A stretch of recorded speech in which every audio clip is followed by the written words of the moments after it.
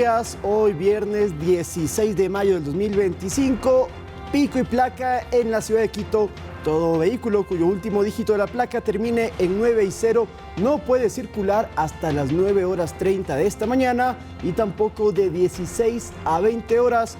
No se olvide, placas que terminan en 9 y 0 tienen pico y placa. Evite sanciones, evite multas, no circule por la capital.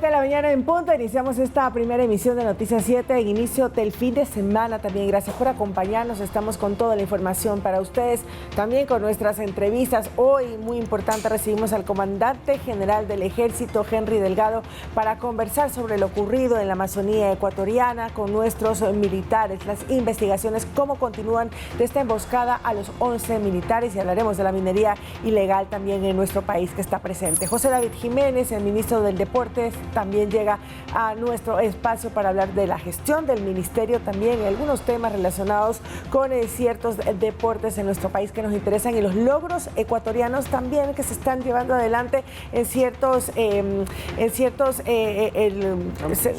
certámenes, diría yo. Sí, preparación para los Juegos Olímpicos de también para los Juegos sí. Olímpicos también, y hay unos Juegos internacionales también que se están llevando a cabo y hay resultados de unas ecuatorianas con, que han batido récords también, así que vamos a conversar de esos temas más adelante. Importante conversar eso con el ministro.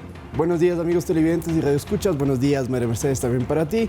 En el tema de la minería ilegal y también de lo que sucede en la Amazonía, contarles que se logró abatir a un presunto guerrillero integrante del Comando de la Frontera, pero además el presidente Daniel Noboa, mediante un decreto ejecutivo, más adelante le vamos a contar cuáles son las 3 organizaciones criminales que se suman a esta lista de grupos de delincuencia organizada o terroristas que considera así el gobierno nacional. Son 3 nuevos, son inclusive de otros países. Ya se lo vamos a contar aquí en la emisión matinal de Noticias 7.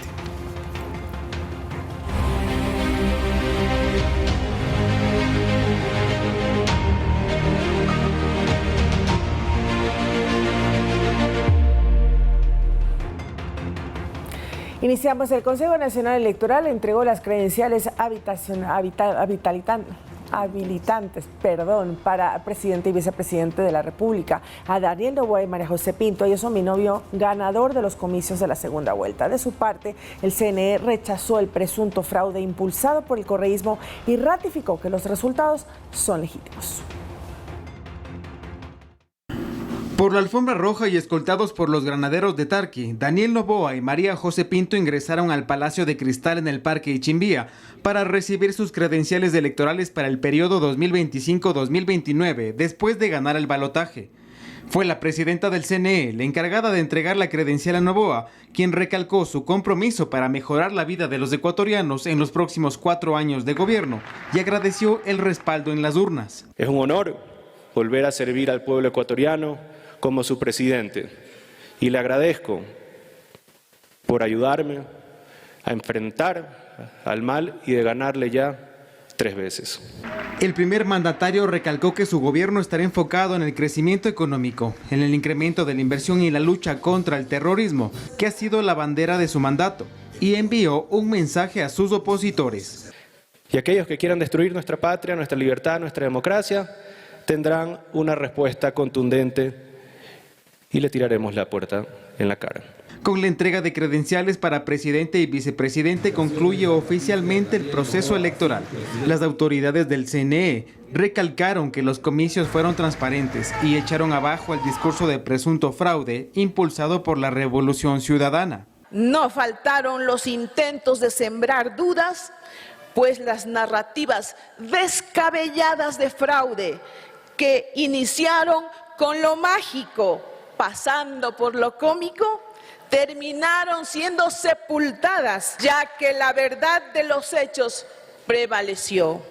Según los resultados proclamados por el Consejo Nacional Electoral, Daniel Noboa obtuvo el 55.63% versus el 44.37% que obtuvo Luisa González. Después de la entrega de credenciales, la Revolución Ciudadana ya no podrá impugnar los resultados.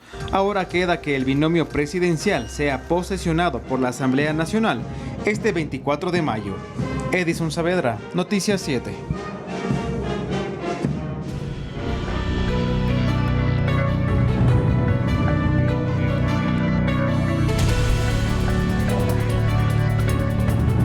Esta semana hablamos muchísimo sobre la Asamblea Nacional. Bueno, hoy queremos contarles que el Consejo de Administración Legislativa, el CAL, es el máximo órgano de la administración parlamentaria. En otras palabras, o en otras funciones, al CAL le compete resolver sobre la calificación o no de los proyectos de ley presentados y también establecer la prioridad para su tratamiento.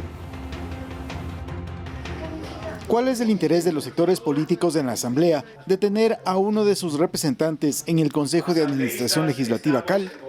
Pues esta instancia parlamentaria es el máximo órgano de la administración legislativa. La ley que norma la Asamblea le otorga 20 facultades al CAL, entre ellas resolver sobre la calificación o no de los proyectos de ley presentados y regular la prioridad para su tratamiento. Sugiere al Pleno la conformación de comisiones ocasionales, definir las fechas de los recesos legislativos, estructurar o modificar los temas a tratarse en las sesiones del Pleno, establecer sanciones a los asambleístas y, quizás la principal, verificar los requisitos y admitir a trámite la solicitud de enjuiciamiento político de la presidenta o presidente, del vicepresidente o vicepresidenta de la República y de los servidores públicos determinados en la Constitución. Para el periodo 2025-2027, las autoridades que integrarán el CAL son Nils Olsen, Michelle Mancheno, Carmen Tiupul, Sade Fritchi, Mónica Salazar, Samuel Sellery y Steven Ordóñez. Por fin podemos hablar de gobernabilidad, de estabilidad para el país, de una asamblea que trabaje de la mano del Ejecutivo, que trabaje de la mano del presidente de la República, Daniel Noboa Sin, para construir leyes que saquen adelante a nuestro país. La Secretaría del Consejo de Administración Legislativa está a cargo del secretario de la Asamblea. Javier Ceballos, Noticias 7. La designación de autoridades en la Asamblea Nacional demostraría un debilitamiento del movimiento Revolución Ciudadana. El liderazgo de Rafael Correa estaría en descenso, según lo dicen algunos analistas. De los 7 miembros que componen el Consejo de Administración Legislativa, ya conocemos que 3 pertenecen de manera orgánica a ADN y solo una, Mónica Salazar, llegó al Legislativo con la Revolución Ciudadana, aunque en días pasados se distanciara de esa agrupación. Analistas bajan el tono a las críticas de la oposición sobre no tener más representación dentro del CAL. Solamente recordemos la historia que cuando el correísmo triunfaba, se llevaba no solamente a la presidencia de la Asamblea, sino las 2 vicepresidencias, más las vocalías del Consejo Administrativo de la Legislatura. El excongresista Ramiro Rivera señala que el correísmo no estaría atravesando su mejor momento político. La novedad obviamente es el resquebrajamiento del bloque del correísmo, el desmembramiento a última hora del grupo denominado Reto, quizá con la trampa de pretender cazar un puesto en el Consejo Administrativo de la Legislatura. A esto se suman declaraciones de personalidades de esa tienda política como Rafael Correa o Marcela Guiñaga, que denotan un fraccionamiento interno tras la derrota electoral de las presidenciales. Un movimiento político, mejor dicho, que funcionó mientras el líder, Rafael Correa, se encontraba acá y generaba la cohesión. Pero una vez que el líder, Rafael Correa, ya no se encuentra en el país, no ha habido en este caso una subrogación de liderazgo o una continuidad ni siquiera de liderazgo. El tiempo determinará qué sucede con el bloque legislativo de la Revolución Ciudadana, porque la figura de Correa ya no sería la misma. Pero en este momento, ante la desacreditación política y técnica que tiene, su liderazgo también se ve mermado. Sin embargo, este panorama distinto al de años atrás, donde oficialismo se ha convertido en oposición, analistas dicen que no se deben cometer los errores de antaño. Que la oposición, que ahora es minoría y que es el correísmo, es una oposición que tiene también que ser respetada, porque no vamos a reproducir el modelo autoritario que tenía Correa. La bancada de ADN logró consensos con movimientos independientes, el Partido Social Cristiano y legisladores de Pachacutic. Esto les permitiría obtener una mayoría simple para la gobernanza conjunta con el Ejecutivo. Lautaro Andrade Castro, Noticias 7.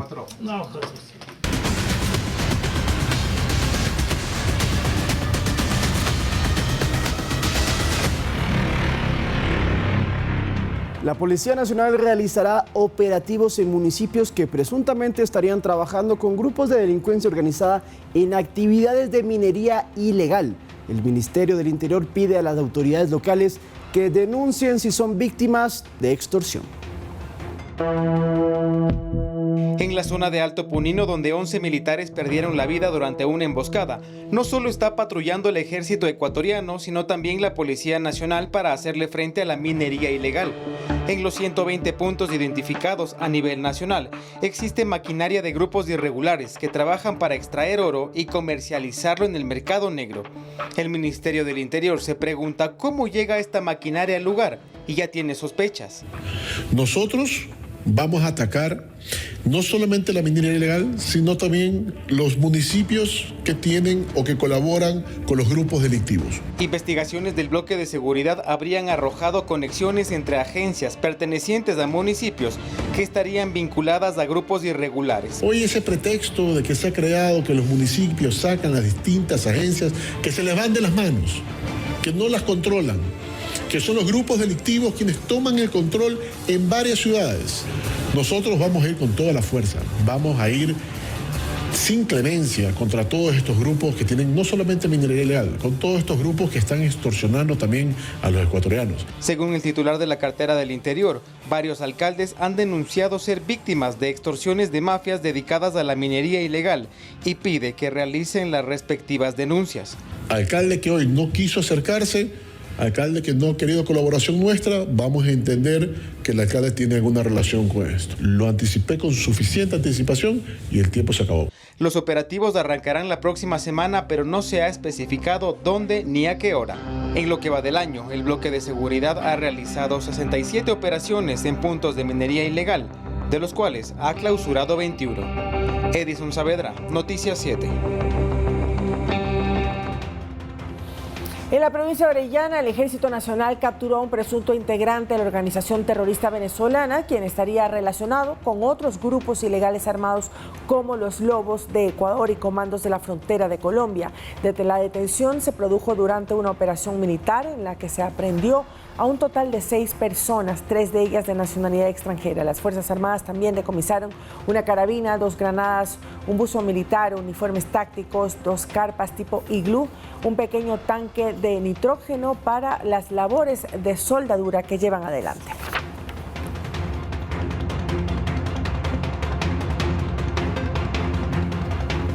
Y atención, porque con el decreto ejecutivo 632, el presidente Daniel Noboa califica y los ingresa en la lista de grupos armados organizados a las estructuras criminales de el Frente Oliver Sinisterra, disidentes de las FARC, por cierto, colombianos, las disidencias de los comuneros del sur y también comandos de las fronteras. Estas 3 organizaciones, repito, Frente Oliver Sinisterra, disidencias comuneros del sur y comandos de la frontera, que son grupos que nacieron de las extintas FARC, que estarían operando en la frontera norte, en nuestra frontera con Colombia, en la selva amazónica y también en lo que es la provincia de Esmeraldas, donde hay presencia de estos grupos que no solamente se dedican a la minería ilegal, sino también al narcotráfico y tendrían vínculos con organizaciones criminales ecuatorianas. Esto entonces, mediante un decreto ejecutivo, permite reforzar las acciones de seguridad contra este tipo de estructuras y lo vamos a comentar en unos instantes con el comandante del ejército.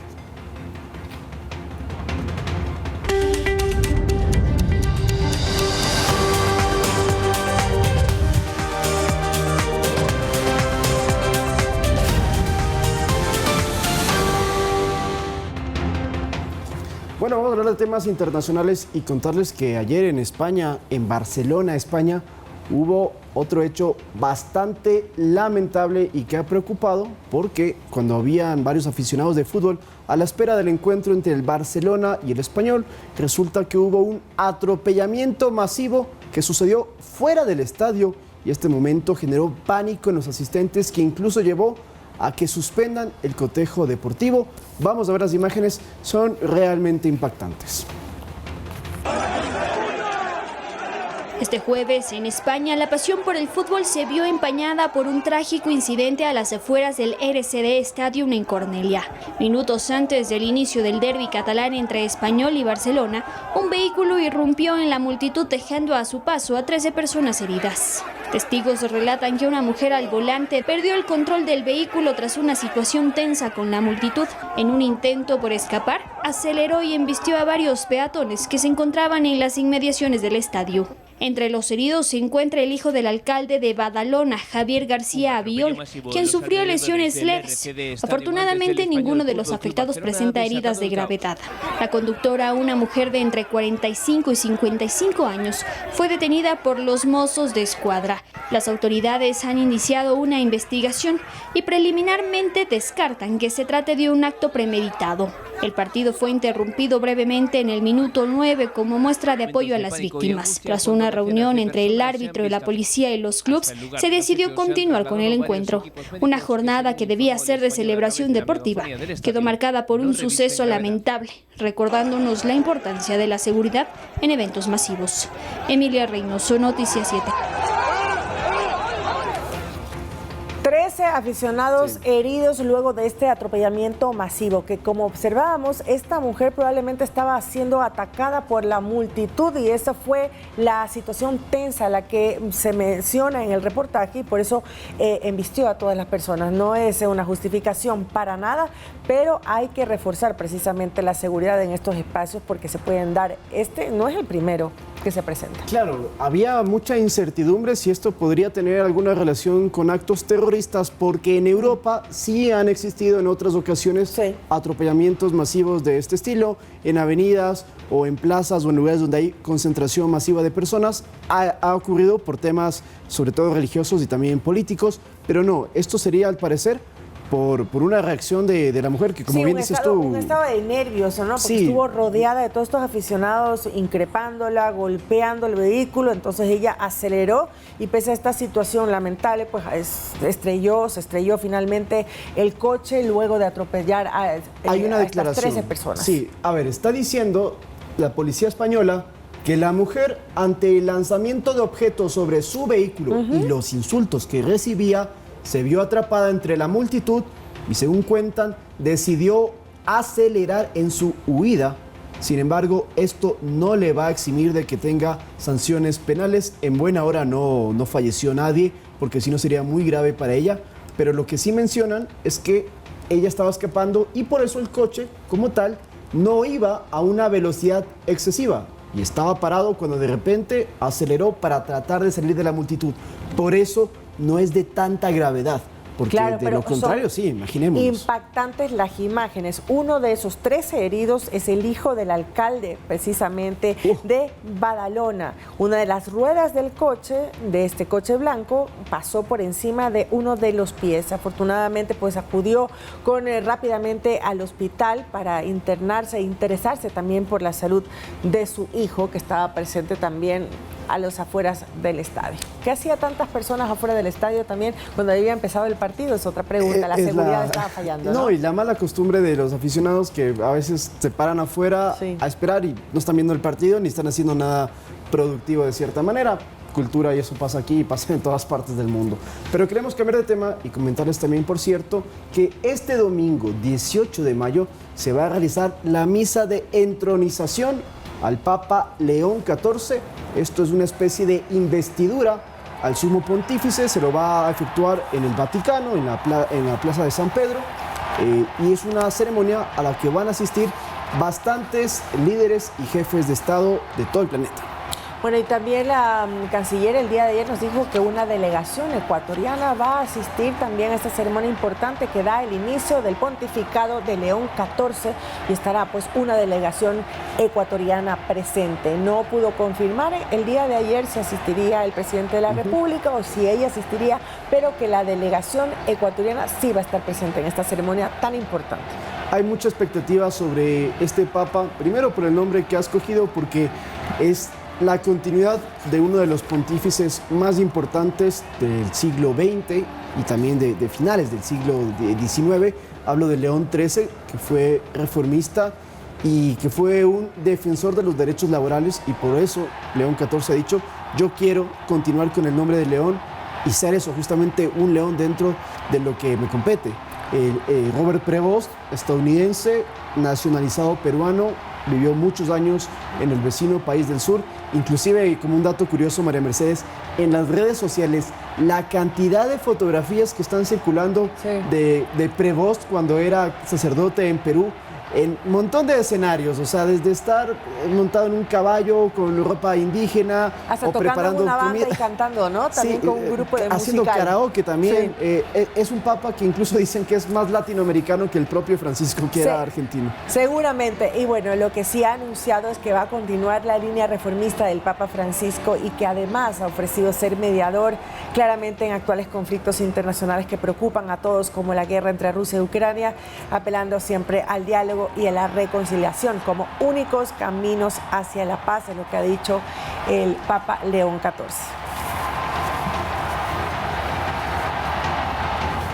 Para contarles que el presidente argentino Javier Milei ha anunciado un endurecimiento de las políticas migratorias en su país, y estas nuevas medidas incluyen la prohibición de ingreso a personas con antecedentes penales, también deportaciones aceleradas para extranjeros que cometan delitos, y requisitos financieros más estrictos para la residencia y el cobro de servicios públicos como salud y educación a los migrantes. No nos olvidemos que en Argentina hay una comunidad muy grande de ecuatorianos que están estudiando la universidad, y también hay de otras naciones.